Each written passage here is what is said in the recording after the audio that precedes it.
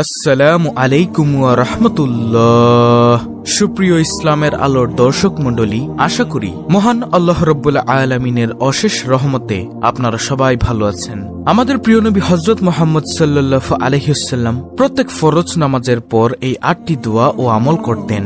আমরা অনেকেই ফরজ নামাজটা আদায় করে বাড়িতে চলে আসি। ফরজ নামাজের সালাম ফিরিয়ে কোন দোয়াটা পাঠ করলে এবং কোন দোয়াগুলো পাঠ করলে অধিক সওয়াব অর্জন করা যায় সেগুলো আমরা অনেকেই জানি না। তাই আমি আপনাদেরকে আজকের এই ভিডিওতে আমাদের প্রিয় নবী হযরত মুহাম্মদ সাল্লাল্লাহু আলাইহি ওয়াসাল্লাম ফরজ নামাজের পর যে দোয়াগুলো পাঠ করতেন সেগুলো একে একে আপনাদের সামনে তুলে ধরব, যেন আপনারাও সেগুলো ফরজ নামাজ আদায় করে এই দোয়াগুলো পাঠ করে অধিক সওয়াব অর্জন করতে পারেন। আমলের ফজিলত সহ আমি আপনাদেরকে দোয়াগুলো বলে দিব। তাহলে প্রিয় দর্শক, আজকের ভিডিওটি সম্পূর্ণ দেখার জন্য অনুরোধ রইল। ইনশাআল্লাহ আজকের ভিডিওতে আমি আলোচনা করব নবীজি সাল্লাল্লাহু আলাইহি ওয়াসাল্লাম কোন সেই 8টি দোয়া ও আমল করতেন সে সম্পর্কে। তো 8টি দোয়ার মধ্য থেকে সর্বপ্রথমে যে দোয়ার কথা বলবো, নবীজি সাল্লাল্লাহু আলাইহি ওয়াসাল্লামের একজন প্রিয় সাহাবী ছিল যার নাম ছিল আবু উমামা রাদিয়াল্লাহু তাআলা আনহু। নবীজির ওই প্রিয় সাহাবী বললেন, নবীজি সাল্লাল্লাহু আলাইহি ওয়াসাল্লাম যখন প্রত্যেক ফরজ সালাতের পর সালাম ফিরাতেন তিনি আয়াতুল কুরসি পাঠ করতেন। প্রিয় দর্শক, আয়াতুল কুরসির অনেক দাম, অনেক মান।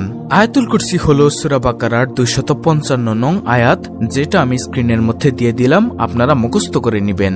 নবীজির সাহাবী আবু উমামা রাদিয়াল্লাহু তাআলা আনহু বলেন, রাহমাতুল লিল আলামিন নবীজি সাল্লাল্লাহু আলাইহি ওয়াসাল্লাম বলেছেন, যে ব্যক্তি প্রত্যেক ফরজ সালাতের পর আয়াতুল কুরসি পাঠ করবে তার জান্নাতে যাওয়ার জন্য কোনো বাধা থাকবে না, শুধুমাত্র একটি বাধা থাকবে, সেটা হলো মৃত্যু। যখনই সে মৃত্যুবরণ করবে সাথে সাথে আল্লাহ তাআলার জান্নাতে চলে যাবে। সুবহানাল্লাহ। নাসাই শরীফের হাদিস। এছাড়াও অন্য আরেকটি হাদিস, এই আয়াতুল কুরসি যদি কেউ ঘুমানোর পূর্বে বিছানায় গিয়ে পাঠ করতে পারে তাহলে সারা রাত একজন রহমতের ফেরেশতা তাকে পাহারা দিবে, যেন দুনিয়ার কোনো জিন শয়তান ও মানুষ শয়তান তার কোনো ক্ষতি করতে না পারে। সুবহানাল্লাহ। এছাড়াও এই আয়াতুল কুরসির রয়েছে অসংখ্য ফজিলত, যা ভিডিওতে বলে শেষ করা যাবে না।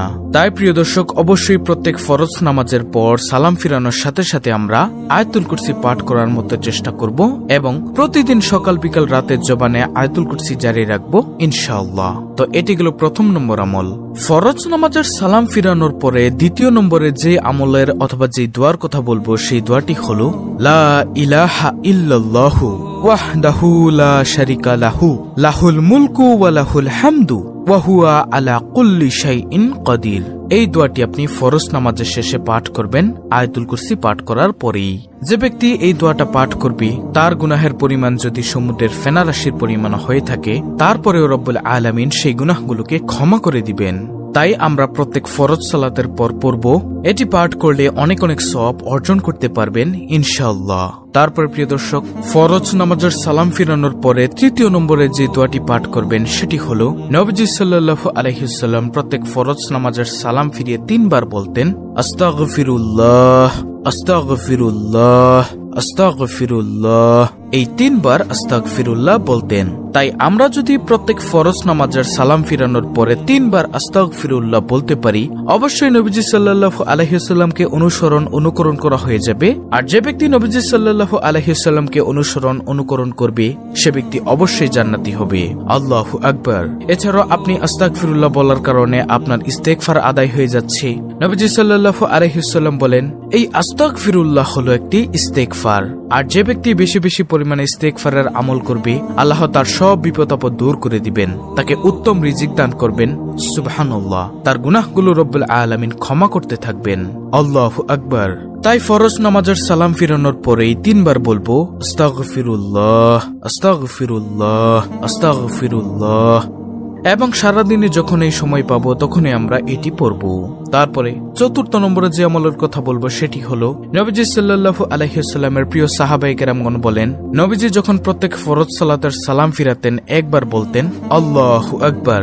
তাই আমরাও সালাম ফিরানোর পরে একবার সশব্দে বলবো আল্লাহু আকবার। ইনশাআল্লাহ আল্লাহ তাআলা আমাদেরকে উত্তম জাযাখায়ের কল্যাণ দান করবেন। আল্লাহ তাআলার কাছে কোনো জিনিসের অভাব নেই, শুধু আমরা চাই না, এজন্য পাই না। যদি আমরা চাইতাম তাহলে অবশ্যই আমরা পাইতাম। হয়তোবা দুনিয়াতে হয়তোবা আখিরাতে। তাই আমরা প্রত্যেক ফরজ সালাতের পর আল্লাহু আকবার বলার চেষ্টা করব ইনশাআল্লাহ। এটা হলো নবীজির একটি সুন্নতি আমল। ৫ম নম্বর আমলটি হলো এই দোয়াটি পাঠ করবেন, সুবহানাল্লাহি ওয়ালহামদুলিল্লাহি ওয়ালা ইলাহা ইল্লাল্লাহু ওয়াল্লাহু আকবার। নবীজি সাল্লাল্লাহু আলাইহি ওয়াসাল্লাম কিছু সাহাবায়ে কেরামদেরকে সাথে নিয়ে একদিন এক জায়গায় যাচ্ছিলেন।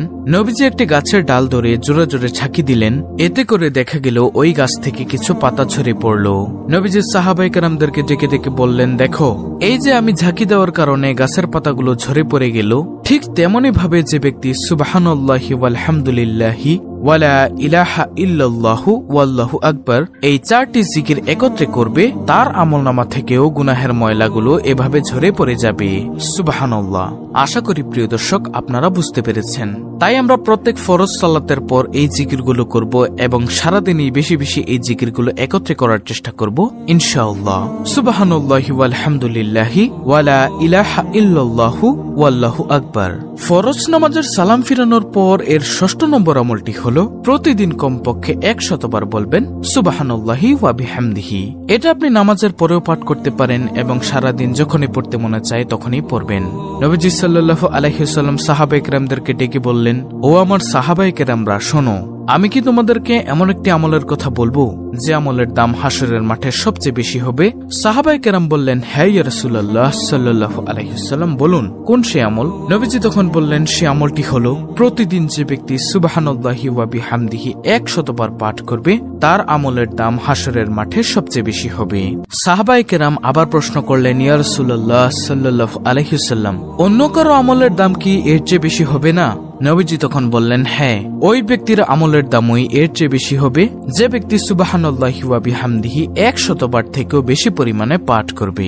তাই প্রিয় দর্শক, অবশ্যই সুবহানাল্লাহি ওয়া বিহামদিহি 100 বার থেকেও বেশি পরিমাণে পাঠ করবেন ইনশাআল্লাহ। তারপরে 7ম নম্বর আমলটি হলো রাদিতু বিল্লাহি রাব্বা ওয়া বিল ইসলামি দিনা ওয়া বি মুহাম্মাদিন নাবিয়্যা ওয়া রাসূলা সাল্লাল্লাহু আলাইহি ওয়াসাল্লাম।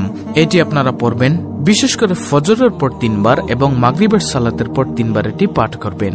যে ব্যক্তি এই দোয়াটি পাঠ করবে, রাদিতু বিল্লাহি রাব্বা অর্থাৎ আমি আল্লাহকে রব হিসেবে, ওয়া বিল ইসলামি দিনা ইসলামকে দিন হিসেবে, ওয়া বি মুহাম্মাদিন নাবিয়্যা ওয়া রাসূলা সাল্লাল্লাহু আলাইহি ওয়াসাল্লাম এবং নবী মুহাম্মদুর রাসূলুল্লাহ সাল্লাল্লাহু আলাইহি ওয়াসাল্লামকে নবী হিসেবে অথবা রাসূল হিসেবে পেয়ে সন্তুষ্ট, যে ব্যক্তি এই কথাটুকু বলতে পারবে তার জন্য আল্লাহর জান্নাত অবধারিত হয়ে যায়।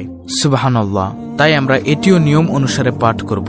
তাহলে গেল 7টি আমল। তারপরে 8ম নম্বর আমলটি হলো শ্রেষ্ঠ 4টি জিকির, অর্থাৎ সুবহানাল্লাহ 33 বার, আলহামদুলিল্লাহ 33 বার, লা ইলাহা ইল্লাল্লাহ 33 বার এবং আল্লাহু আকবার 34 বার। এগুলো আপনারা পাঠ করবেন। এগুলো আপনারা ফরজ নামাজের পরও আপনি পাঠ করবেন এবং সারাদিনে যখনই সময় পাবেন তখনই পাঠ করবেন। এছাড়াও প্রিয় দর্শক, অনেক আমল রয়েছে যেগুলো আপনারা পারেন, সেগুলো আপনারা ফরজ সালাতের সালাম ফিরানোর পরে পাঠ করবেন ইনশাআল্লাহ। উপরোক্ত আমলগুলো করলে আপনি অনেক অনেক সওয়াবের ভাগীদার হতে পারবেন। তো এই ছিল আমাদের আজকের ভিডিও, অত্যন্ত গুরুত্বপূর্ণ একটি ভিডিও। ভিডিওটি ভালো লাগলে অবশ্যই চ্যানেলটিকে সাবস্ক্রাইব করে পাশে থাকা বেল বাটন অল বাজিয়ে দিবেন। ভিডিওটিতে একটি লাইক দিবেন এবং কমেন্টে আমিন লিখবেন এবং অন্য মুসলিম ভাই বোনদের কাছে ভিডিওটি শেয়ার করে দিবেন যেন তারাও দেখে শিখে এই আমলগুলো করতে পারে।